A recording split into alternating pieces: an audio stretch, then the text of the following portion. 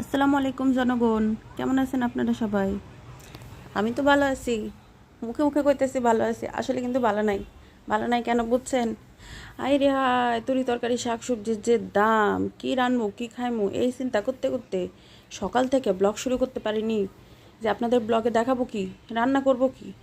পরে মাথায় আসলো, ও ফ্রিজে তো শুটকি আছে, হুটকি। আমি আবার সব অঞ্চলের ভাষা মিলিয়ে কথা বলতে খুব ভালোবাসি।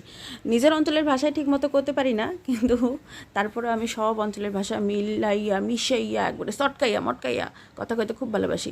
এই দেখেন, সব অঞ্চলের ভাষা যেমন আমি চটকাইয়া বটকাইয়া মিলাইয়া মিশাইয়া কথা কই, তেমনি করে আজকে আমি ইসা মাছ বা চিংড়ি মাছের শুটকি আলু বেগুন পেঁয়াজ মরিচ রসুন দিয়া, লবণ হলুদও কিন্তু দিব, তেলও দিছি, আপনারা নিজ দায়িত্বে বুঝে নিন কী কী দিতে হয় বুঝছেন।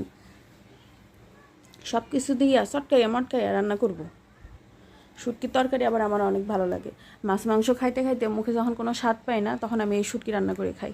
যদিও আমি আমার মায়ের হাতের মতো করে মজা করে শুটকি রান্না করতে পারি না, কিন্তু ওই তারপরও চলার মতো করে শুটকি রান্না করে আমি খেয়ে নিই। তো যাই হোক, শুটকির তরকারিতে আলু আর বেগুন সমান সমান দিলে ভালো লাগে, কিন্তু বর্তমানে বেগুনের যে দাম, আলুরও কিন্তু দাম কম না, 50 টাকা কেজি। তারপরও 50 টাকার থেকে 80 টাকাটা কিন্তু একটু অনেক বেশি হয়। বেগুনের কেজি এখন 80 টাকা। তাই আমি কি করছি জানেন, আলু দিছি বেশি আর বেগুন দিছি অল্প। সে বেগুন আবার কি করছি, আলুর ভিতরে লুকাইয়া লুকাইয়া করে মাখতেছি। কেন জানেন? বেগুনের যে দাম, আপনারা আমার তরকারিতে বেগুন দেখে যদি আবার তরকারি থেকে বেগুন তুলে নিয়ে যায় নিজেরা রান্না করে খান, এই জন্য আমি আবার খুব চালাক। এখন আমি ঢাকনা দিয়ে রান্না করব, আর অন্যদিকে আমি শাক রান্না করব। কি শাক? কলমি শাক। কলমি শাক খেলে নাকি শরীরের বাত ব্যথা বাড়ে। আচ্ছা যাই হোক, ইদানিং গরমে তো ঘুম আসে না, তো শরীরে বাত ব্যথা হলে যদি একটু কষ্টে ঘুম আসে, এজন্য আমি কলমি শাকটা নিয়ে আসছি বাজার থেকে। এখন আমি রসুন মরিচ পেঁয়াজ এগুলো সব তেলে ভেজে নিয়ে কলমি শাকটা বসায় দিব, কলমি শাকটা রান্না করে নিব। আমার আবার শাক শুক দিয়ে খেতে খুব ভালো লাগে। আমরা যে অঞ্চলের মানুষ, সেই অঞ্চলের মানুষ শাক খুব ভালোবাসে। আমাদের প্রতিদিনের খাদ্য তালিকায় শাক থাকবেই। শাক আপনারা সবাইকে কেমন পছন্দ করেন, কোন শাক পছন্দ করেন, কমেন্ট করে অবশ্যই জানাবেন কিন্তু আমাকে, ঠিক আছে? আমি আর এদিকে আমি ভাত বসায় দিছি। শুধু তো তরকারি খাইলে হবে না, চালের দাম বেশি হলেও ভাত একটু করে হলেও তো খেতে হবে। এদিকে আমি রান্নাবান্না বসায় দিয়ে কাপড় চোপড় ধুয়ে এই যে কাপড় চোপড় মেলতে চলে আসছি। তো যে রোদ, কাপড় ধুইছি অনেকক্ষণই, কিন্তু যে কাপড় শুকাতে দিব এই সাহস আর করতে পারতেছিলাম না, এই জন্য আমি দেরিতেই আসছি কাপড় শুকাতে দিতে। বাবারে বাবা, এখন তো তারপর একটু ছায়া পড়ে গেছে, কিন্তু সকালবেলা করে যে সময় আমি কাপড় ধুইছি সেই সময় এত রোদ, প্রচণ্ড রোদ। এই যে এটা আমার ছাদ না, এটা আমার বেলকনি। বেলকনিটাই আমার ছাদের মতো বিশাল বড় করে করা। আর এই যে আমার মেয়ে দেখেন, আমি যেখানে আমার মেয়ে পিছে পিছে সেখানে থাকবেই, সে আমার পিছু ছাড়বে না। এই রোদের মধ্যে সে চলে আসছে। প্রচণ্ড রোদ আজকে। আমি যেখানে থাকি সেখানে 43 ডিগ্রি, প্রায় 43 ডিগ্রি, 42.80 ছিল হয়তো তাপমাত্রা দেখলাম। তো যাই হোক, এই যে আমার মেয়ে, আমার কলিজার টুকরা, আমার রাজকন্যা। সবার মেয়েরাই সবার কলিজার টুকরা হয়, আমার সন্তানও আমার কলিজার টুকরা। ওরে ছাড়া আমি আমার একটা মুহূর্ত কল্পনা করতে পারি না, আর ও আমাকে ছাড়া ওর একটা মুহূর্ত কল্পনা করতে পারে না। এই দেখেন, আমি যতক্ষণ যেখানে কাজ করব ও আমার পিছে পিছেই বেড়াবে। 1 সেকেন্ডের জন্য সে আমাকে একলা ছাড়ে না। মেয়েটা আমার খুব ন্যাওটা, খুব ভালোবাসি। আমিও আমার এমনই ন্যাওটা ছিলাম। কিন্তু এখন এই যে বিয়ে শাদী হওয়ার পরে দেখেন, মায়ের সাথে কতদিন ধরে দেখা হয় না। আমি ভাবি আমি আমার সন্তানটার কেমনে বিয়া দিয়ে কেমনে থাকবো, আমার দ্বারা সম্ভব না। আসলে আমি ওরে ছাড়া থাকতে পারবো না। ওরে ছাড়া থাকা আমার একদমই সম্ভব না। ওরে আমি এত ভালোবাসি, ওরে আমি বুকের মধ্যে জড়াইয়া না রাখলে আমি ঘুমাতে পারি না। ওর বাবার সাথে ও যদি 5 মিনিটের জন্য বাইরে যায়, তো আমার বুকের পানি একেবারে শুকাইয়া কাঠ হয়ে যায়। আমি আধা ঘন্টার জন্য বাইরে গেলে আমি 5 বার ফোন দিই যে বাচ্চা কী করতেছে, ওরে তাড়াতাড়ি নিয়ে আসো, ওরে তাড়াতাড়ি নিয়ে আসো, ওরে আমার ভালো লাগতেছে না। মানে আমি অস্থির করে ছাড়ি। আমি ওর নানি দাদি কারো কাছেই ওকে 5 মিনিটের জন্য দিয়েও কোনো দিন বাইরে যায়নি আজ পর্যন্ত। আর এই যে দেখেন, কাপড় শুকাতে দিয়ে আমার মুখের অবস্থা একদম, মুখ লাল হয়ে গেছে, ঘেমে নিয়ে শেষ হয়ে গেছি। আর কি যে রোদ, এটা কিন্তু পড়ন্ত বিকেলেই প্রায় বলতে গেলে তারপরও প্রচণ্ড রোদ, এই রোদের মধ্যে তাকানো যাচ্ছে না। আমার মেয়ে হাসতেছে, আমি ঘামতেছিলাম, আমার মুখ দিয়ে ঘাম পড়তেছিল, সে দেখাইতেছিল আমার মুখ দিয়ে যে ঘাম পড়তেছে। মেয়েটা মানে খুব বেশি ভালোবাসে, বড্ড বেশি ভালোবাসে। আর আমি ওরে বলতেছিলাম যে খুব মজা পাইতেছো না, প্রচণ্ড রোদ, তুমি ঘরে চলো ঘরে চলো। সে তো আমাকে রেখে ঘরে যাবেই না। আমি বলতেছিলাম যে অনেক রোদ, রোদের মধ্যে তাকানো যাইতেছে না, ভীষণ রোদ। আপনাদের কার অঞ্চলে কেমন তাপমাত্রা একটু জানাবেন তো। আর বৃষ্টি হইতেছে নিউজে শুনতেছি, কিন্তু বৃষ্টি কই, বৃষ্টি তো দেখতেছি না। আর এই যে দেখেন অতিরিক্ত রোদের মধ্যে আমার হাজব্যান্ড চলে আসছে অফিস থেকে, দুপুরে খাওয়া দাওয়া করে সে রেস্ট করতেছে। সে একবারই অফিস থেকে আজকে চলে আসছে 4টার দিকে, তো সে রেস্ট করতেছে। আমি মেয়ের জন্য আর মেয়ের বাবার জন্য এখন ঘোল বানাইতেছি। টক দই দিয়ে ঘোলটা করলে বেশি ভালো লাগে, যেহেতু টক দই বাসায় নাই, আর আমার মেয়ের জন্য বাসায় সবসময় দই থাকেই, ওকে প্রতিদিন একটু করে দই খাওয়ানো হয়। তো প্রতিদিন আসলে দই খেতে খেতে খেতে চায় না, তা ভাবলাম আজকে একটু ঠান্ডা ফ্রিজের ঠান্ডা পানি দিয়ে ঘোল বানাই, শরীর ঠান্ডা থাকবে। আসলে এই রোদের মধ্যে তো শরীর থেকে ঘাম অনেকটা বের হয়ে যায়, তাই আমি ঘোল বানাইতেছি। এই যে ঘোল, ঠান্ডা পানি নিছি ফ্রিজের, পরিমাণ মতো চিনি দিছি, লবণ দিছি। আর ঘোলটা যেন একটু মানে চটপটা ঝাল ঝাল লাগে, কে কী দেন জানি না, কিন্তু আমি একটু গুঁড়ো মরিচও ব্যবহার করছি, যেন হালকা একটু করে মানে একটু ফ্লেভারটা যেন একটু চেঞ্জ হয়। আর এই যে এখানে 3টা লেবু কেটে লেবু চিপে নিলাম। আর পানি প্রায় 1 লিটার আছে, আর পরিমাণ মতো দই দিয়ে কিছুক্ষণ ঘুটে আমার ঘোল রেডি হয়ে যাবে। আমি আমি একদমই মিষ্টি জাতীয় জিনিস খেতে পছন্দ করি না। হ্যাঁ, তারপরে এই যে ঘোল, বোরহানি, এসব একদমই খেতে চাইতাম না।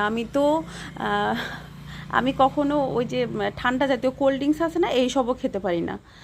কিন্তু এই যে অতিরিক্ত গরম, এই গরমের মধ্যে আসলে মানে শরীর থেকে শর্করা বলেন বা পানি বলেন, মানে যে কোনো জিনিস ঘামের মধ্য দিয়ে বের হয়ে যাইতেছে, তো এই জন্য ওই যে মিষ্টি জাতীয় জিনিসের প্রতি আমারও কেন যেন একটা আগ্রহ তৈরি হয়ে গেছে।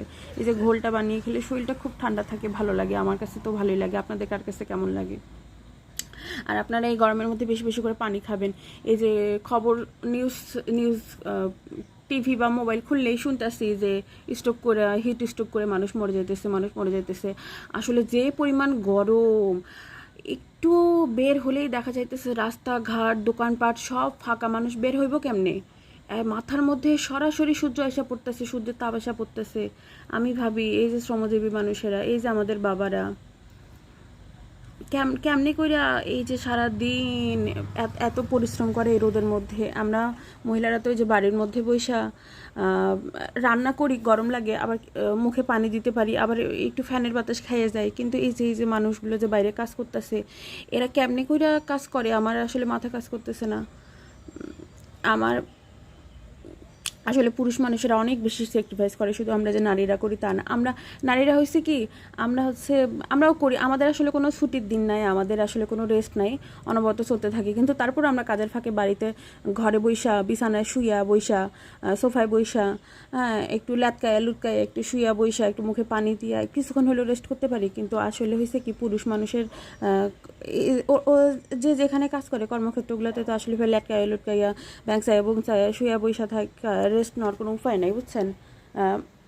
তো আসলে পুরুষরা অনেক বেশি কষ্ট করে, সবাই কষ্ট করে, সবার কষ্টের পরিমাণটাই সমান। হ্যাঁ, আমরা শুধু যে আমরা নারীরা এই কষ্ট করতেছি এই গরমে রোদের মধ্যে, এই গরমে তাপের মধ্যে রান্না করে, তা না, পুরুষরা অনেক বেশি কষ্ট করে, তাদের কষ্টটা আমাদের থেকে অনেক বেশি। এই জন্য আসলে এটা অ্যাপ্রিসিয়েট করা দরকার। হ্যাঁ, কারণ আমাদের কষ্টগুলো কেউ অ্যাপ্রিসিয়েট না করলে, কেউ স্বীকার না করলে আমাদের যেমন কষ্ট হয়, কিন্তু কেউ যদি মুখ দিয়ে স্বীকার করে বা বলে যে আসলে আমরা কষ্ট করি, আমাদের কষ্ট হয়, আমরা যেমন খুশি হই এই সত্যটা স্বীকার করলে, তেমনি তারাও খুশি হয়। তো এমন না যে আমরা তাদের কষ্টটা স্বীকার করলে তারা আমাদের জন্য আর কালকে থেকে কষ্ট করতে যাবে না, ঘরের মধ্যে শুয়ে বসে থাকবে, এমনটা তো কখনোই না। তারা তো কাজ করতে যাবে, তাদের কাজ তারা করবে, কিন্তু আমরা যে একটু মুখে স্বীকার করলাম তাতে তারা খুশি হইব। তারা একটা কাজে গেলে একটা জোশ একটা কাজ করবে যে না আমি যাদের জন্য কাজ করতেছি তারা আমার কাজটাকে স্বীকার করতেছে। কথা হলো এটাই। তো হোক না, এই যে তারা এত কষ্ট করতেছে আমাদের জন্য, আমরা একটু স্বীকারই করলাম, তো কী হয়েছে, তাই না? আর আমি আমি ভিডিওর প্রথমে কইছিলাম না যে আমি হচ্ছে সব অঞ্চলের ভাষা মাইখা সুইখা কথা বলতে অনেক ভালোবাসি। আসলে আমার যে অঞ্চল, আমি যে অঞ্চলের মেয়ে, আমি সেই নিজের অঞ্চলের ভাষা কিন্তু ঠিক মতো কইতে পারি না। তারপরও আমার এই যে ধরেন সিলেট, চট্টগ্রাম, খুলনা, রংপুর, আপনার রাজশাহী, আর কী কী বিভাগ আছে, ময়মনসিংহ, ঢাকা, এগুলো সবগুলার ভাষা আছে না আমার একবারে মানে চটকানা দিয়া একেবারে মাইখা মুইখা কথা বলতে এত মজা লাগে। আসলে কী হয়েছে, বিভাগ আলাদা হয়েছে তো কী হয়েছে, জেলা আলাদা হয়েছে তো কী হয়েছে, থানা আলাদা হয়েছে তো কী হয়েছে, আমি তো এক দেশেরই মানুষ নাকি, বলতেই পারি সব আমার ভাষা। এগুলো তো বাংলা ভাষার মধ্যেই পড়ে, এগুলো তো আর আরবি, ফার্সি, উর্দুর মধ্যে পড়ে না, এগুলো চায়না ভাষার মধ্যে পড়ে না, এগুলো সব বাংলাই ভাষা। আপনারা বুঝলেই হইল।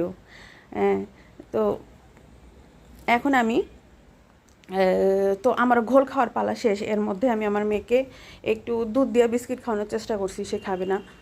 তো তারে আমি বললাম যে শরীর থেকে তো অনেক বেশি লবণ চলে যাইতেছে, তারপরে হচ্ছে ঘাম চলে যাইতেছে, ছোটো মানুষ তো একটু তার মালটা আবার অনেক পছন্দ। তো তারে আমি এই যে মালটা জুস করে খাওয়াবো, এই জন্য আমি রান্নাঘরে চলে আসছি মালটার জুস করতে। আমার মেয়ে খাবার নিয়ে এত বেশি ঝামেলা করে, এত বেশি পেঁচাল পারে, মানে তারে আমি শক্ত খাবার খুব কমই দিই। যদিও তার 3.5 বছর বয়স, কিন্তু শক্ত খাবার সে খেতেই পারে না, মুখের মধ্যে ঘন্টার পর ঘন্টা ধরে বসে থাকে। মানে আমার এত রাগ উঠে, মনটা চায় যে এক থাপ্পড় মাইরা খাবারগুলো ভিতরে ঢুকাই দেয়, কিন্তু থাপ্পড় মারলে তার খাবার ভিতরে যাবে না। থাপ্পড় মারলে হয় কি, আমার রাগটা হয়তো একটু কমলো যে আমি তারা থাপ্পড় মারছি, কিন্তু সে হয় কি, সে মুখের খাবার একদম ফেলাইয়া টালাইয়া একাকার করে দেয়, পরে আমারই এইসব ধোয়ার টোয়ার লাগে। আর না হয় সে যে খাবার আধা ঘন্টায় গিলতো সেই খাবার সে 1 ঘন্টা ধরে বসে থাকে। তো এই জন্য আমি তার লিকুইড খাবারটা বেশি দেওয়ার চেষ্টা করি। আমি এমন না যে ছোটোবেলা থেকে তারে আমি শক্ত খাবার খাওয়ানোর চেষ্টা করিনি, সে জন্ম থেকেই সে ওই ফিডার যে খেত, ওই বাইরের দুধ খেত বা যাই খেত, সুজি খেত, এটাও সে ঘন্টার পর ঘন্টা মুখের মধ্যে ধরে বসে থাকতো। তো এই জন্য আমি তার লিকুইড খাবারটা দেওয়ার বেশি চেষ্টা করি। তো আমি যে মালটা জুস করে এখন তাকে খাওয়াবো। তো আমি ভাবি যে আমার কিন্তু খাবার রুচি ভালো, আমি যা পাই তাই খাই, আমি আমার মাকে কোনো দিন জ্বালাইনি। যদিও আমার ভাই বোনরা আমার মাকে প্রচণ্ড জ্বালাইছে ছোটোবেলা থেকে খাবার নেই, কিন্তু আমার মেয়ে আমার ভাই বোনদের মতো হয়তো হয়েছে।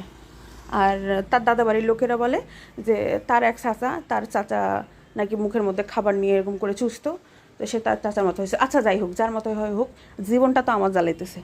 আমার ভাই বোনের মতো হইলেও সে আমার জীবন জ্বালাইতেছে, আমার স্বামীর ভাই বোনের মতো হইলেও সে আমারই জীবন জ্বালাইতেছে, জীবনটা তো অন্য কারো জ্বলতেছে না। বাচ্চা না খাইলে যে কী পরিমাণ মায়ের যন্ত্রণা রে বাবা, যার বাচ্চা খায় না সে বুঝে। আচ্ছা আপনারা যদি কোনো টোটকা জানেন, জাদুমন্ত্র জানেন বাচ্চারা কেমনি গিলাইতে হয়, আমার প্লিজ বলবেন। তারে খাওয়াইতে বসাইলে আমার মিনিমাম একটা ডিম শেষ করাইতে তার 2 ঘন্টা লাগবে। মানে আর একটা কলা শেষ করতে তার 1 থেকে 1.5 ঘন্টা লাগে। আল্লাহ রে কি যন্ত্রণা, এই যন্ত্রণা আমি রাখবো কই। তো যাই হোক, আমার এই যে মালটা জুস করা হয়ে গেছে, এখন আমি ভাব সাব লইয়া তার কাছে যাব। হ্যাঁ, তার হচ্ছে আবার তারে বলতেছি যে মা তুমি হচ্ছে, আমি এখন ভিডিও করব, তুমি খাও, না তোমার আঙ্কেল আন্টিরা কিন্তু দেখবে, আঙ্কেল আন্টিরা দেখলে তোমার পচা বলবে। হ্যাঁ, তুমি এক নিঃশ্বাসে খেয়ে নিবা। তো তখন যখন তাকে আমি ভিডিও করব কথা বলছি, যে এই যে বলতে যাইতেছি আমি তার কাছে যে দেখো আমি কিন্তু ফোন নিয়ে আসতেছি, ভিডিও করতেছি, তুমি কিন্তু খাবা। তো এখন সে একটু লাজুক চোখে আমার দিকে তাকাইলো, যেই তার দিকে আমি ফোনটা ধরছি সে যে চুমুক দিচ্ছে। এখন দেখবেন সে মুহূর্তের মধ্যে খাওয়াটা শেষ করে দিবে, কারণ এটা হলো মালটা তোর পছন্দ, আর এটা হলো লিকুইড খাবার, যেহেতু এটা চাবাইতে হইতেছে না, আর উপরন্তু আমি ভিডিও করতেছি, এই জন্য সে খুব তাড়াতাড়ি খেয়ে নিবে। আচ্ছা যাই হোক, ভিডিওর ওসিলায় যদি খায় তাহলে তো ভালোই, কোনো কিছুর ওসিলায় হইলেও তো সে খাচ্ছে না, তো ভালো খাক, খেয়ে পড়ে বাঁচুক, আল্লাহ তাকে বাঁচায় রাখুক। হ্যাঁ, জীবনটা বাঁচলেই হবে। আমার বুকের ধন যেভাবেই হোক আমার বুকের মধ্যে থাকলেই হলো। এই যে সে দেখেন খাচ্ছে, এই যে ভিডিও দেখতেছে, এই যে ফোনটা দেখতেছে আর খাচ্ছে।